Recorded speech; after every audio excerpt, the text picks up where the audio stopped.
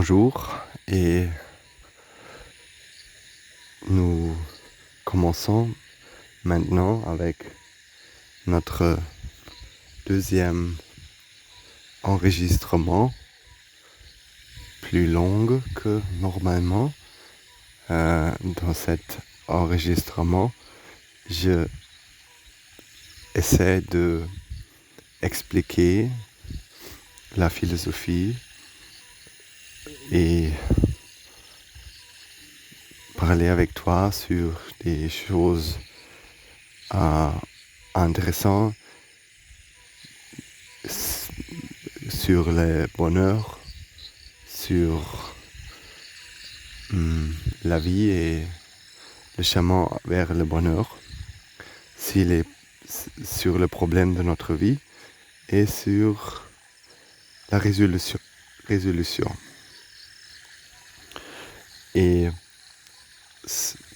moi-même, je suis un moine dans Sri Lanka. Je viens de l'Allemagne, mais je vis dans le Sri Lanka pour maintenant 3 ans. Et j'apprends le français aussi. Et notre mission, notre idée, c'est d'expliquer la philosophie du Bouddha pour les personnes qui s'intéressent pour cette philosophie ou aussi pour les personnes qui ne s'intéressent pas pour la philosophie mais qui cherchent les réponses ou qui essaient de devenir heureux. Parce que cette philosophie nous montre une possibilité de trouver le bonheur inconditionnel. C'est un chemin de vie, c'est un mode de vie, on peut dire, et découvrir cette mode de vie. Donc, dans notre vie, dans la vie, il y a 2 modes de vie. Un mode de vivre, c'est on peut dire awareness. C'est une awareness, c'est une mode de être conscient de la vie qui n'est pas connecté, qui n'est pas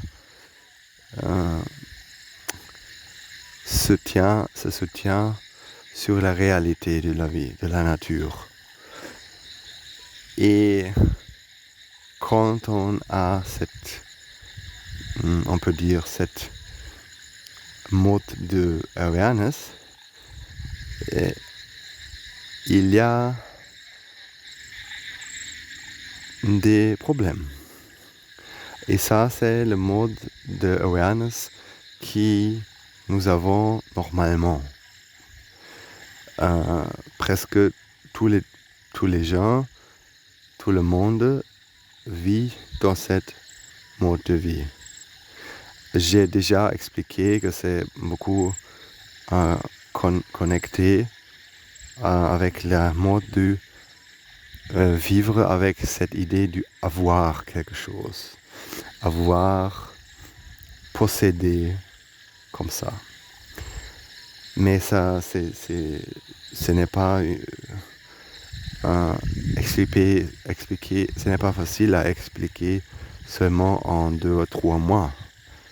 Mais ça, c'est une chose qui va être plus claire à écouter plus et plus ces enregistrements. Qu'est-ce que ça veut dire notre vie maintenant et qu'est-ce que ça veut dire la vraie vie?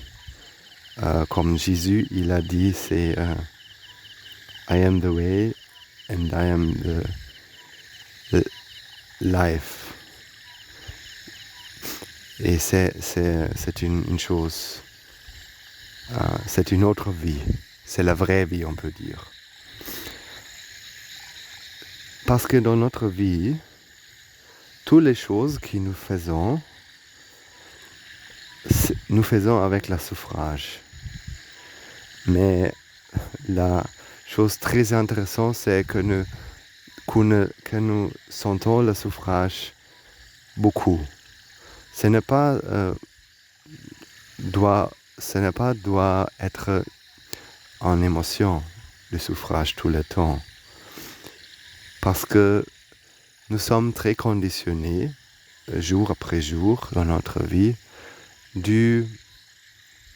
on peut dire, chercher la prochaine chose, aller à la prochaine chose, rencontrer la prochaine chose et arriver à la destination qui est dans notre esprit maintenant. C'est un peu comme un animal, comme une vache, comme un buffalo, comme un cheval. Ils travaillent tout le temps, mais ils ont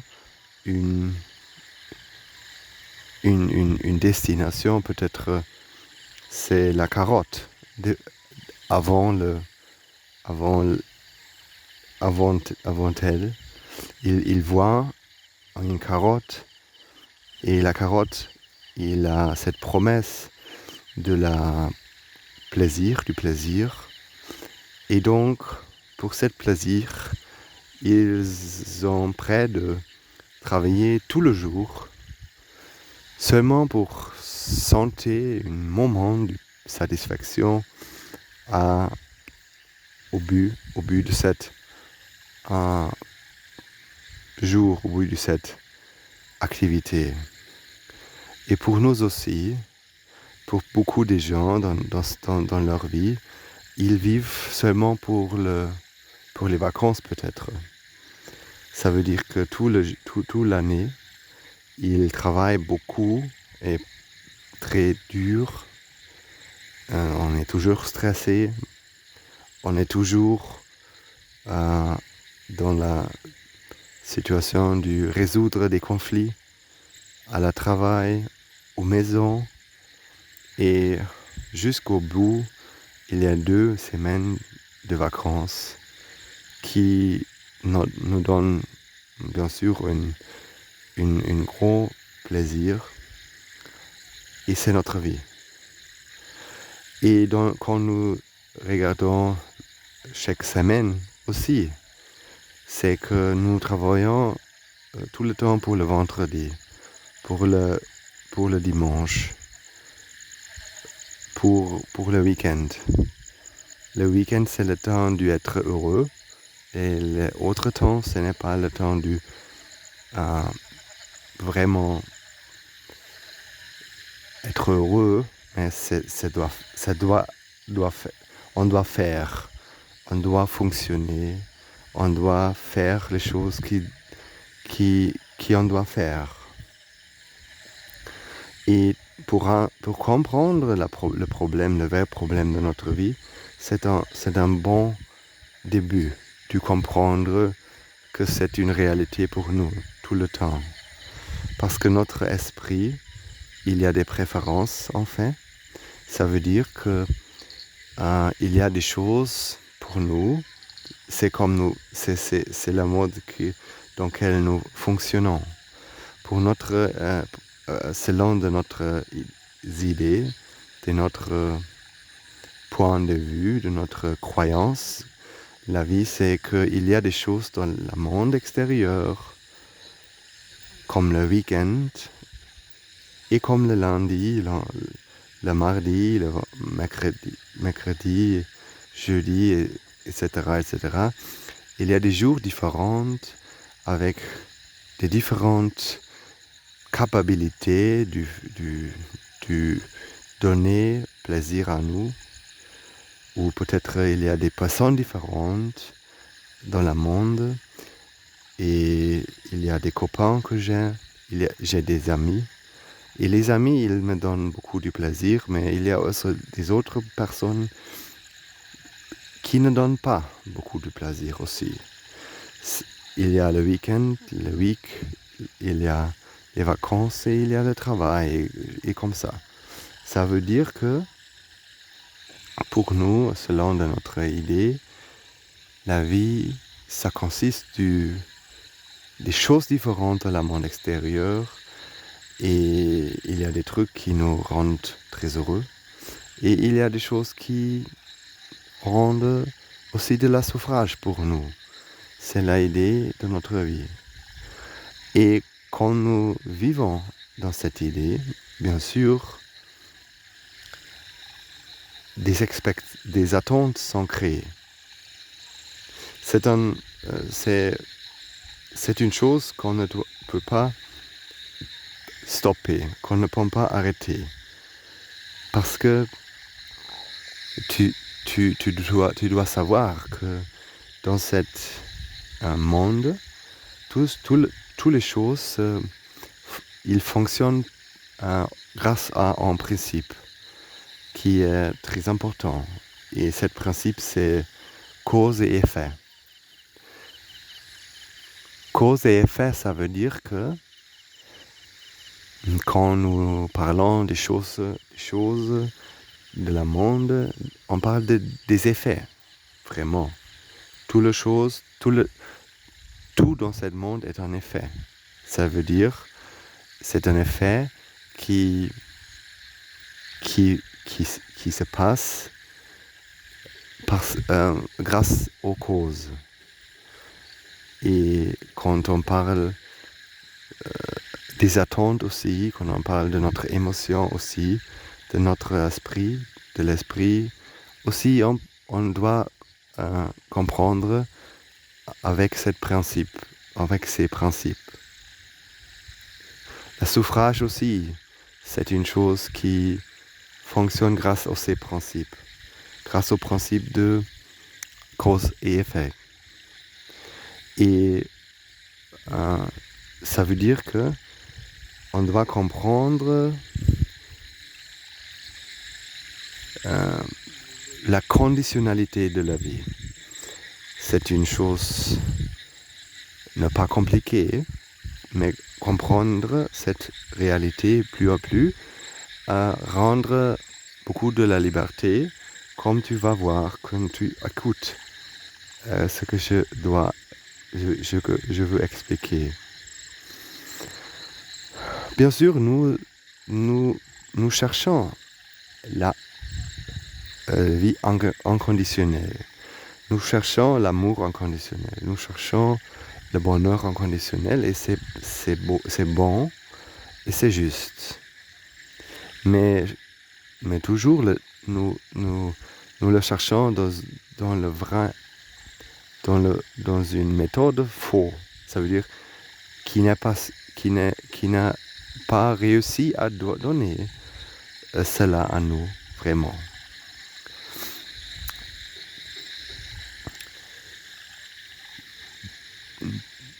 Tu sais que un grand problème dans notre vie, je veux dire que c'est peut-être le seul problème dans notre vie, quand on regarde, quand on comprend notre problème, c'est que le souffrage mental, ça veut dire que le souffrage peut avoir deux catégories. Il y a le souffrage physique et le souffrage mental. Vraiment, le souffrage physique, ça veut dire il est connecté avec le corps. Ça peut dire mal à la tête, être fatigué et peut-être maladie. C'est une chose qui tout de nous, c'est une réalité pour tout de nous. Mais je pense que pour nous, dans ce moment, dans notre modernité, dans notre société, ce n'est pas un problème beaucoup, les suffrages physiques. Mais les suffrages mentaux, c'est vraiment réel pour nous. Par exemple, le stress, être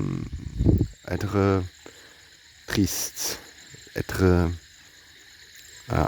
avoir peur. Et bien sûr, les désirs. Les désirs, c'est une chose, pour nous, normalement, c'est une chose que nous aimons beaucoup. Normalement, dans la société, avoir un désir, c'est une chose qui nous donne aimable pour les autres. Tout le temps, les gens nous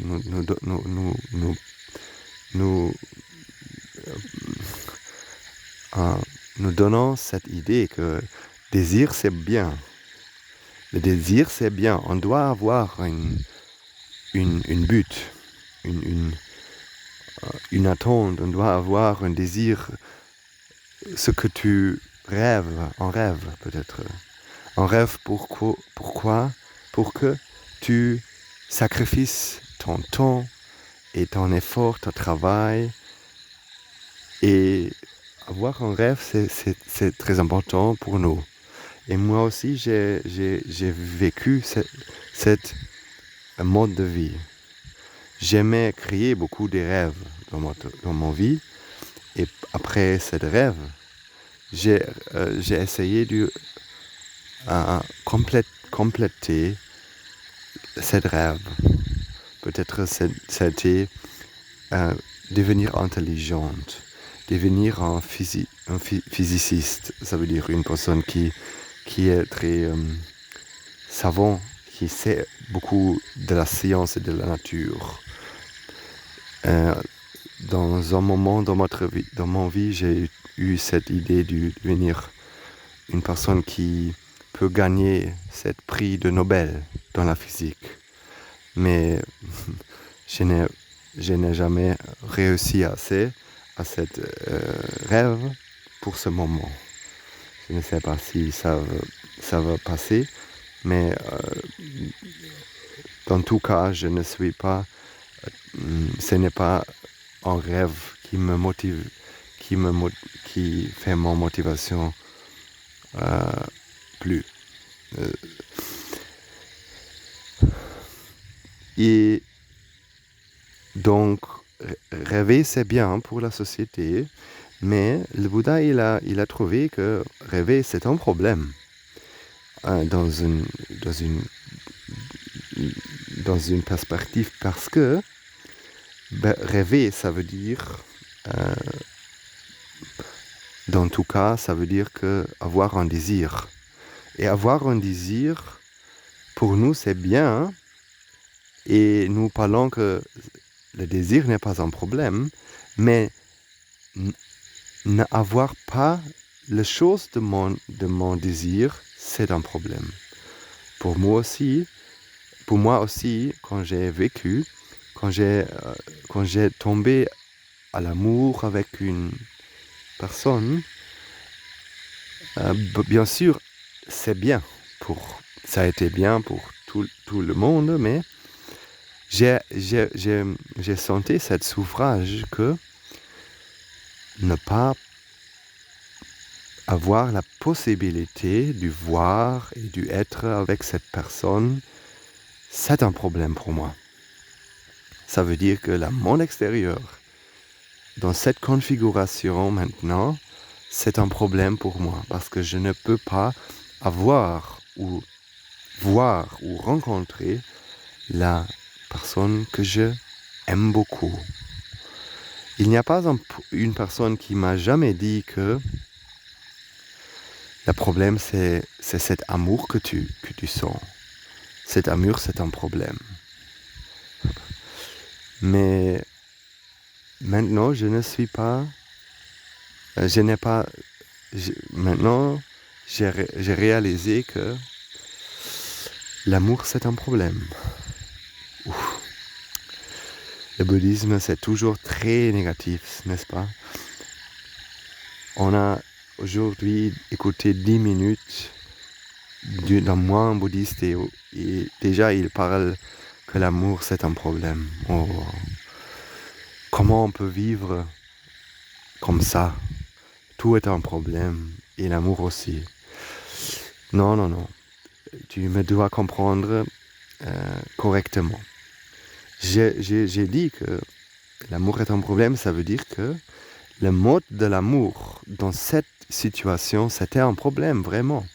Parce que c'est ce que le Bouddha il appelle l'attachement. L'amour qui est connecté avec l'attachement, c'est un problème. Mais le vrai amour, ce n'est pas un problème.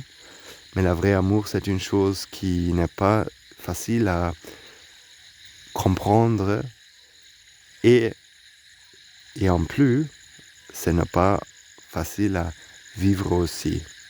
Mais c'est possible et il y a un schéma et on doit aller à ce schéma si on l'aime ou non, parce que la deuxième possibilité, ce n'est pas vraiment une possibilité du tout, parce que ça donne seulement beaucoup de souffrage pour nous et pour les autres.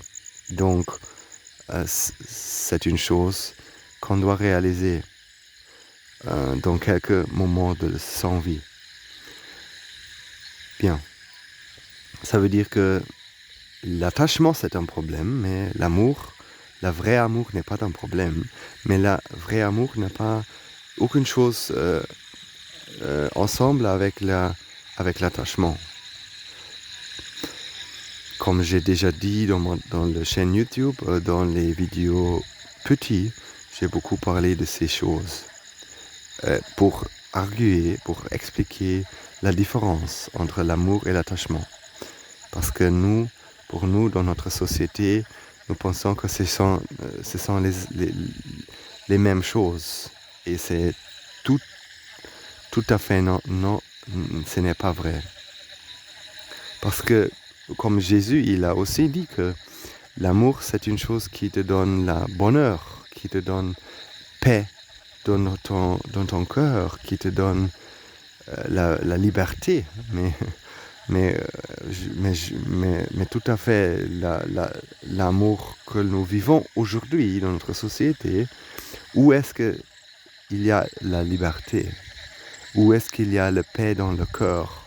Où est-ce qu'il y a le bonheur dans ces choses? Il y a le plaisir, bien sûr, et le plaisir, c'est très intense. Mais on doit comprendre la vérité du plaisir aussi. Parce que le plaisir ne vient pas de la monde extérieur. Il ne vient pas des personnes que nous voyons, que nous désirons.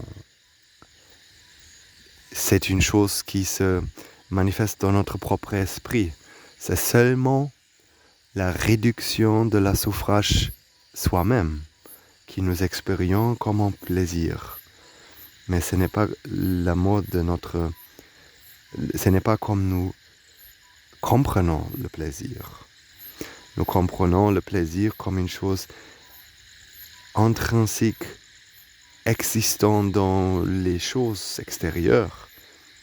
Mais quand on va comprendre plus à plus, le plus on croit comme ça, le plus il y a le désir. Quand il y a le désir, il y a du stress. Parce que le désir, il donne seulement une chose, il donne stress. Il donne souffrage. Et quand on a un désir, quand on a un rêve, on gagne seulement une chose pour ce moment. C'est une souffrage, c'est une maladie, c'est une boule, c'est une stress. Mais parce que nous sommes très conditionnés du penser à la future et vivre dans notre rêve, ça veut dire que imaginer la future et le moment comme nous sommes unité et ensemble avec les choses de notre désir. Bien sûr, dans cette rêve, pour ce moment, nous sentons une truc plaisante, une plaisir dans ce moment. Mais ça peut être une très... c'est aussi un truc très... juste être plaisant, ça ne veut pas dire que c'est le vrai chemin vers la vie. Parce que aussi dans ce moment, nous sentons juste une réduction de la souffrage. Parce que chaque moment, vivre dans le moment présent et dans le moment où je n'ai pas les choses que je veux avoir, ça donne une très souffrage à l'esprit qui ne vit pas avec la réalité, qui ne sait pas la vraie réalité, qui n'est pas dans cette compréhension de la nature vraiment. Pour un esprit qui est comme ça, il ne peut pas, on peut dire, être heureux dans la réalité. Et il essaie tout le temps de changer la réalité dans une forme qui ressemble la réalité désirée. Et c'est une activité qui se forme, qui se passe dans nous-mêmes, dans notre esprit, tout le temps en fait. Notre esprit, tout le temps, essaie d'éviter la réalité parce qu'il pense que la réalité, parce qu'il pense que la réalité, c'est une autre chose. Il pense que la réalité, c'est un problème peut-être, et on doit le changer. Mais cet effort de changer le monde pour faire la réalité agréable pour nous ou pour l'esprit, cet effort, ce travail, cet stress n'a jamais fini pour aucune de nous. C'est un effort constamment qui nous avons constamment. Et pour ça, notre plaisir, le plaisir n'a jamais satisfait aucune de nous vraiment. Ce ne peut pas. En fait, la nature du plaisir soi-même, le plaisir étant une forme de réduction de souffrage, dit à nous que ce n'est pas une essence, ce n'est pas une chose essentielle qu'on peut obtenir, posséder, on ne peut pas être satisfait avec ça. C'est seulement la réduction de la souffrage, pas plus. Mais ce n'est pas la chose comme nous comprenons.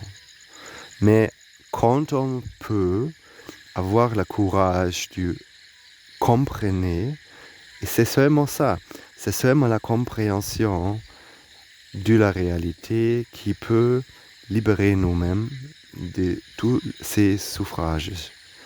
Et on peut enfin vivre et apprécier tout le temps de la vie, tout le moment. Chaque moment, on peut être heureux. Ne pas seulement dans les vacances, mais aussi lundi à vendredi. On peut apprécier, on peut être heureux. Et on peut être heureux avec la famille et seul aussi. Parce que quand il n'y a pas de désirs, qu'est-ce qu'il y a pour un problème? Parce que tous les problèmes mentaux, ils ont une origine et c'est le désir. Mais le désir, c'est une chose qu'on doit comprendre d'abord. D'abord, d'éliminer le désir, on le doit comprendre. Parce que sinon, on ne peut pas l'éliminer.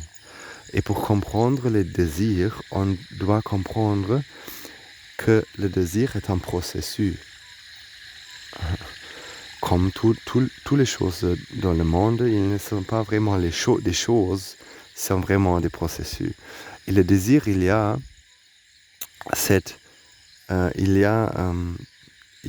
comme un feu, j'ai expliqué. Et un feu, il y a cette nature. Nous pouvons maintenant un peu comprendre. Donc, j'espère que tu as compris qu'il y a seulement un problème dans notre vie, c'est le désir. Et quand on peut éliminer le désir, on peut être vraiment libéré. Parce que le Bouddha, il a seulement réussi à ça, à éliminer le désir. Et après ça, il était heureux, vraiment heureux, inconditionnel, on peut dire. Mais, pour ça, on doit comprendre les vérités, les 4 vérités que le Bouddha il a expliquées. Ça veut dire qu'on doit comprendre cette vérité. Du anicca, dukkha et anatta, ce sont les 3 caractéristiques de la nature. Et ces 3 caractéristiques de la nature donnent à nous une idée de la réalité, vraiment, et quand notre esprit peut comprendre ça bien, réaliser, le souffrage va finir. Parce que tout le temps, nous vivons dans une mode du Nicca Sukha Atta, ça veut dire l'opposé de la nature. Donc, le désir. Pourquoi le désir? Pour cet épisode, je vais essayer d'expliquer dans une méthode très pratique pour moi. Parce que, enfin,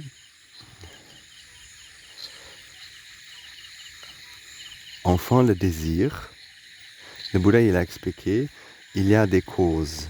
Quand on peut éliminer une cause, on peut se libérer de désir. Parce que chaque processus, chaque effet, il y a des causes, c'est comme un feu. Pour créer un feu, tout de nous allons voir un feu, nous allons créer un feu dans notre maison, peut-être dans l'été, nous avons créé un feu. Comment on fait ça?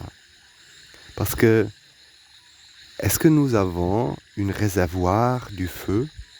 Est-ce qu'il y a une place où il y a le feu et nous portons le feu et après ça, nous le voyons? Non. C'est une chose créée. Le feu est une chose qui est créée, ça veut dire, ce n'est pas une chose inhérente, ce n'est pas une chose qui est simplement là, ce n'est pas une chose inconditionnelle. Il n'y a pas une origine du feu, parce que il n'y a pas un réservoir du feu. Tu n'as pas une chambre dans ton maison, dans l'hiver, quand il est froid, quand il fait froid.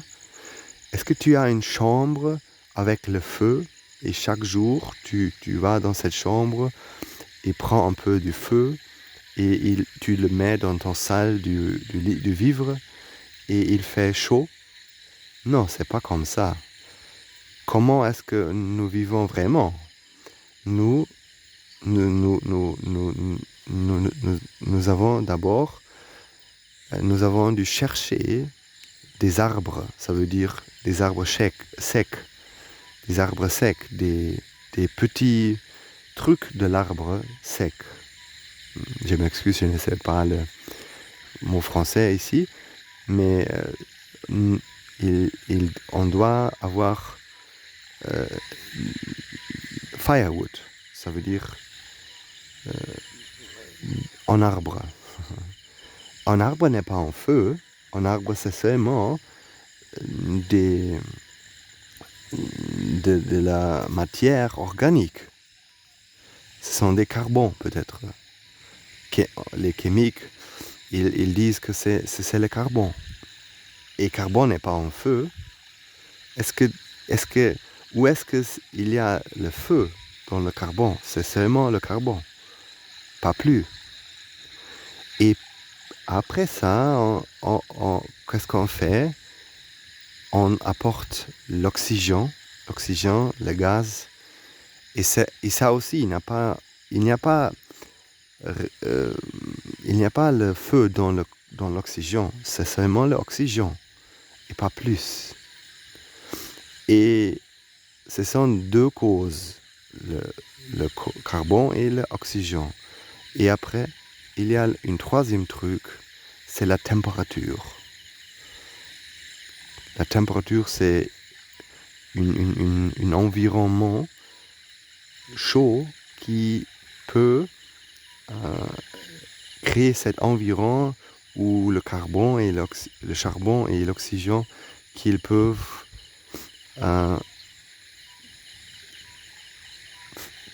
qui peut commencer ce processus, ce qu'on appelle feu.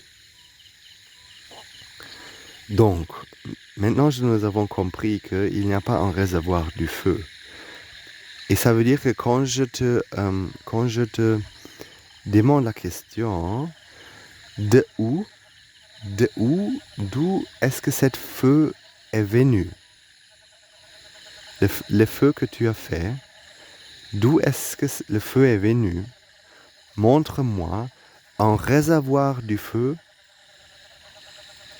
Tu ne peux pas montrer moi un réservoir de feu. Et aussi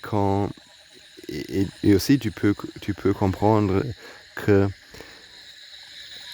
même que tu as un feu, peut-être tu as fait un feu et tu veux faire un autre feu dans une autre place. Est-ce que tu peux porter un feu dans l'autre place? Comment tu veux le faire? Tu as un feu ici et tu veux prendre cette feu dans une autre place. Comment on peut faire ça? On prend un arbre, un petit truc d'arbre, on le prend et quand on le met dans le premier feu, on pense qu'on prend un petit peu de cet feu avec cet arbre et on le met dans l'autre place. Mais ce n'est pas la réalité. Parce que l'arbre, que tu prends et tu le mets dans le feu, il ne prend un truc du feu, ce qui se passe, c'est un nouveau feu s'est créé dans ces moments. Avec l'aide de cet arbre et l'oxygène et la température. C'est l'environnement de la première feu qu'on utilise. Mais on ne peut pas prendre un feu d'une place à l'autre. C'est seulement un environnement pour créer un autre feu et pas plus.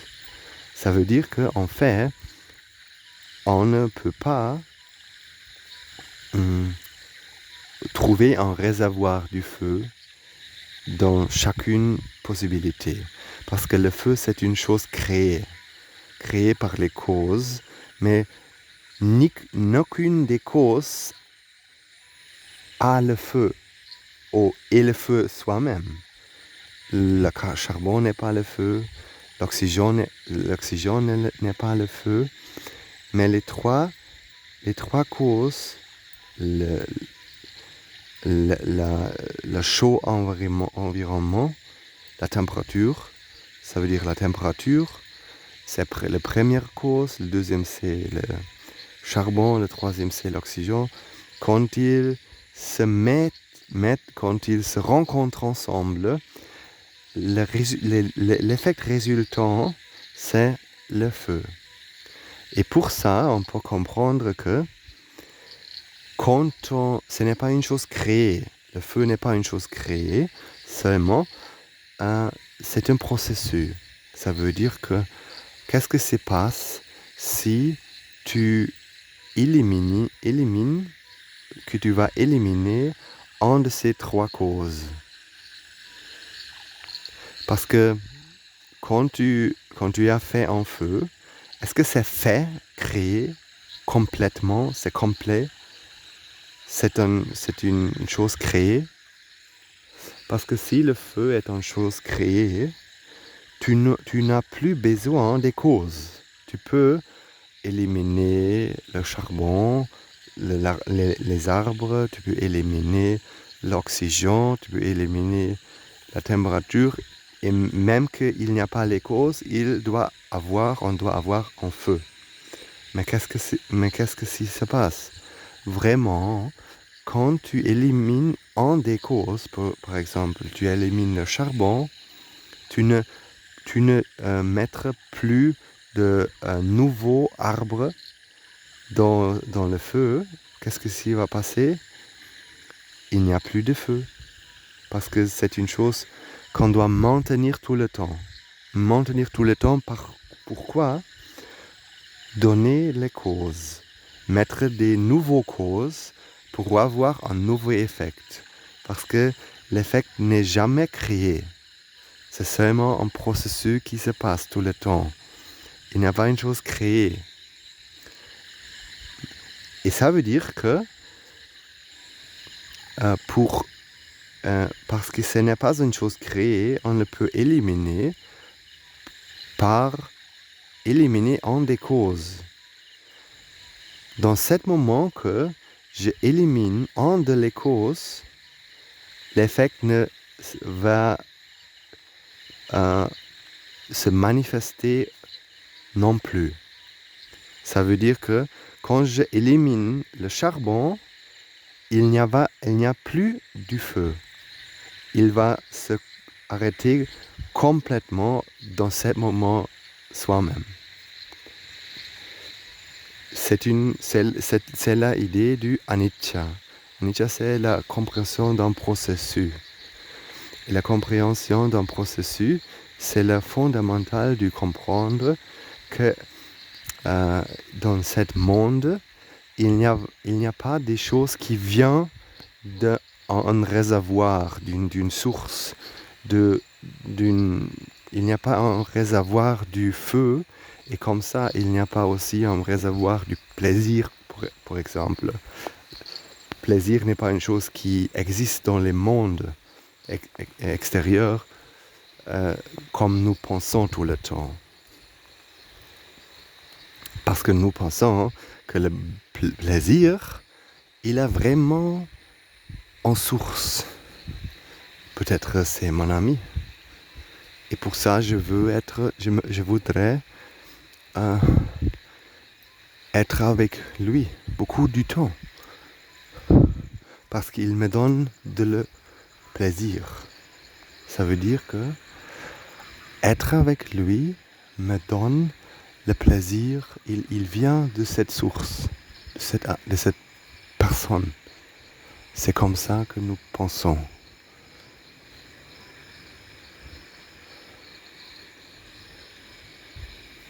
Mais vraiment, c'est pas comme ça. Le plaisir est un processus qui se passe dans notre propre esprit, mais bien sûr, il a besoin d'un certain environnement qui est créé par l'objet soi-même. Ça veut dire l'objet comme les choses que nous voyons, les choses que nous écoutons. Il crée un environnement, et dans cet environnement, avec les autres causes, un processus se passe, et on appelle ça plaisir ou bonheur conditionnel. félicité conditionnelle. Mais bien sûr, le bonheur inconditionnel, ce n'est pas un processus. Ce n'est pas une chose qui on peut créer. Et aussi, ce n'est pas une chose qui existe dans le monde, qui on doit gagner après faire une chose. Il n'a pas besoin de maintenir une chose. Maintenir, c'est une chose que nous devons faire avec le plaisir, par exemple. Quand tu vois ton vie, tu vois que être heureux, ce n'est pas jamais une chose complète, finie. On le doit faire tout le temps. On doit chaque jour, on se lève et on doit faire les mêmes choses que le jour avant pour sentir le même sentiment. On doit faire un café, téléphoner avec mon ami, on doit écouter de la musique. Et c'est beaucoup de travail pour se sentir un peu plus heureux et on n'est jamais fini avec ce travail.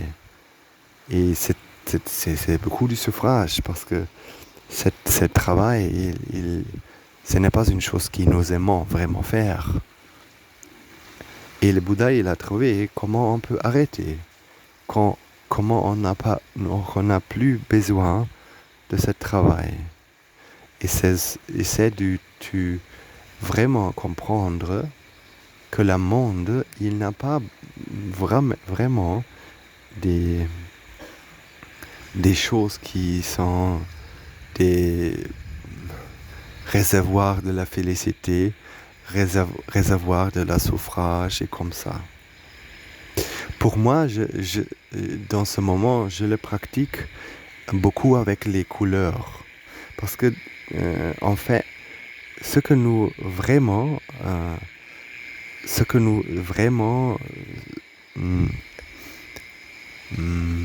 experience, ce que nous vraiment savons, ce sont seulement six choses.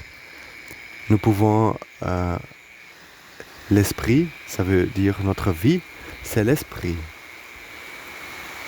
Tu peux voir, tu peux écouter, tu peux goûter, tu peux sentir une chose avec le corps,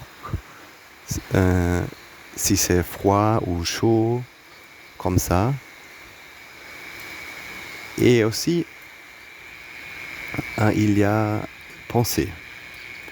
En fait, nous toujours nous disons que ce sont des choses que je fais. Moi-même, je vois les choses et je pense sur une chose. Je pense sur ma mère.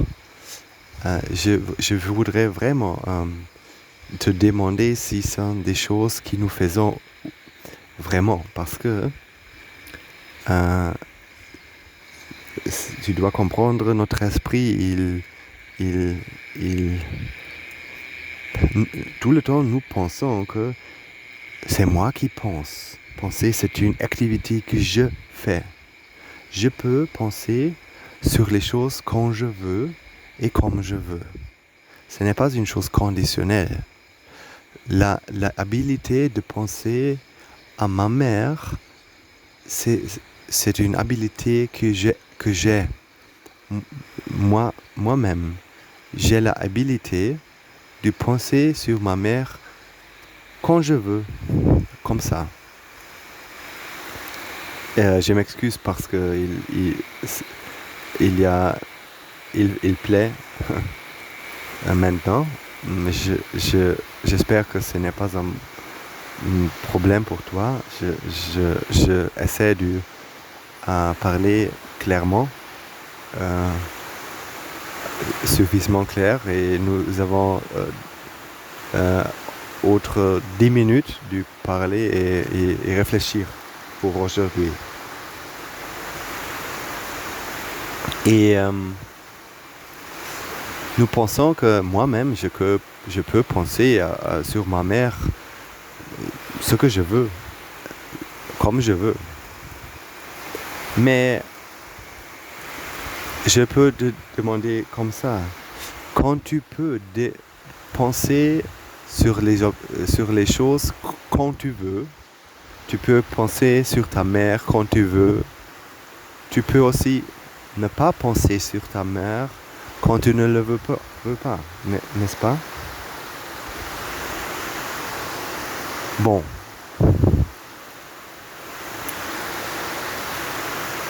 Parce que je te donne un exemple.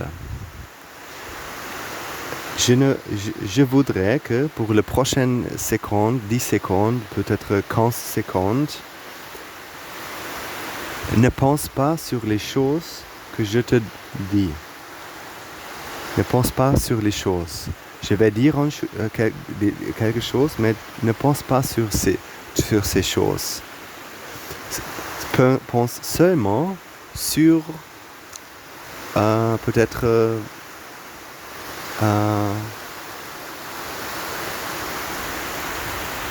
ton maison. Tu dois seulement penser sur ton maison, mais ne pense pas sur les choses que je vais dire. Donc, maintenant, commençons.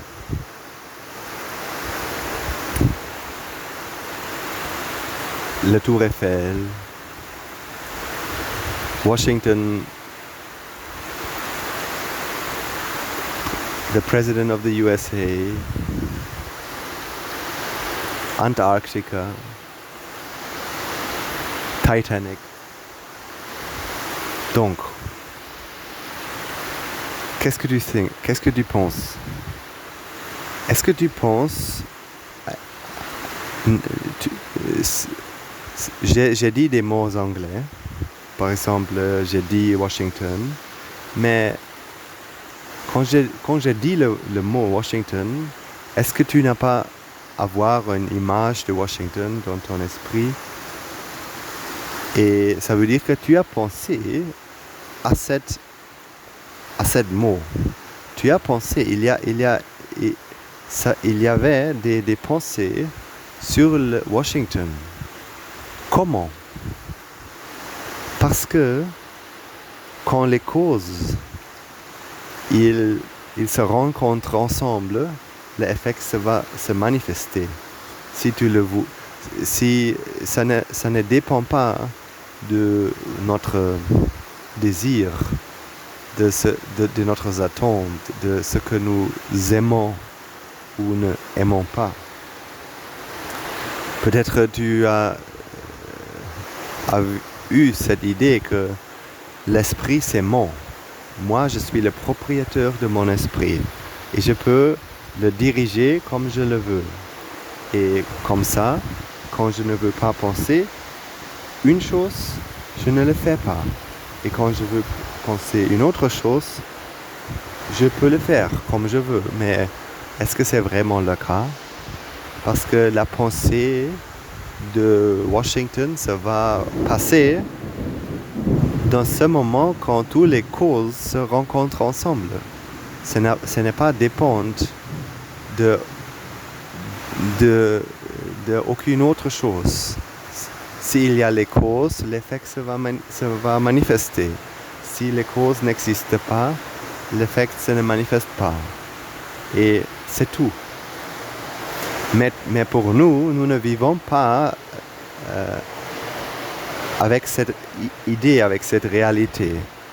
Dans notre idée de la réalité, il existe une personne ici, et aussi une personne, ce n'est pas un processus, une personne, c'est une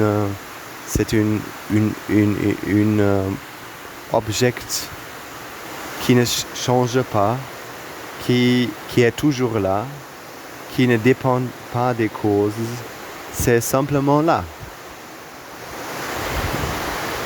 Et je te veux dire que c'est un problème très fondamental dans notre esprit qu'il y a cette idée du propriétaire. Il y a un propriétaire de l'esprit. Mais le Bouddha, il a expliqué à nous que l'esprit et toutes les choses de la nature, ils n'ont pas du propriétaire. Ce sont seulement des processus naturels, comme les pensées, comme voir, comme écouter. Ça veut dire que écouter, c'est un processus qui se passe. Quand il y a les causes, et pas plus. Ce n'est pas une chose que tu fais. Mais nous ne voyons pas la réalité comme ça, vraiment. Par exemple, tu peux prendre ton crayon, le truc comme tu écris. Tu peux prendre your pen. Et quand tu le regardes, tu peux penser que cet écroyant, il a cette habilité du écrivain. C'est inhérent, existe dans cet truc soi-même. Cette habilité du écrire existe dans cet truc. Tu vois que même avec une chose comme écrire, nous pensons, nous sentons des réservoirs, des sources d'où cette chose vient. Par exemple, quand il y a un crayon, il y a la habilité d'écrire, c'est conserver, ça existe dans cet objet. Mais tu peux comprendre que l'écrire, c'est un processus. Pour avoir cette manifestation d'écrire, pour le processus écrire du se passer, il y a besoin de certaines, plusieurs causes. Par exemple, un crayon, et il doit en papier, et il doit une main qui prend le crayon, la gravitation et choses comme ça. Est-ce que tu peux écrire dans l'air sans du papier? Non, tu ne le peux pas. Et aussi dans l'International Space Station, ils ne peuvent pas écrire, même s'il y avait du papier et d'un crayon. Il y a besoin de la pressure et comme ça. Et comme ça, tu peux comprendre que écrire, c'est un processus. Ce n'est pas une chose qui est faite. Il n'y a pas une truc ou une personne qui le fait. Et comme ça, penser aussi, c'est une chose qui se passe par sa propre cause. Il n'y a pas un penseur, il n'y a pas un regardeur, un écouteur. Mais notre esprit ne se sent pas comme ça. Dans notre esprit, il y a ce sentiment il existe quelqu'un qui le fait. Et le Bouddha, il a écrit comment cette illusion d'un acteur, d'un penseur, comment il s'est créé dans notre esprit. Parce que même s'il n'existe pas un penseur comme ça, il y a un sentiment d'un penseur qui s'est créé dans notre esprit. Et le Bouddha, il a l'appelé Jati. Mais pour aujourd'hui, c'est assez. Je pense que nous avons parlé de beaucoup des choses et je t'invite à réfléchir à les choses que j'ai dit pour réfléchir et comprendre ce que j'ai dit. Et quand tu le peux comprendre plus à plus, tu peux faire beaucoup de mérites et aider les gens, et plus à plus tu vas comprendre plus à plus dans les prochains enregistrements. Et je te remercie pour écouter à moi, même si le français n'est pas très bien, peut-être, mais chaque épisode, nous allons parler et tu vas comprendre plus à plus ce que je voudrais dire. Merci à toi et je te souhaite une bonne semaine et à bientôt.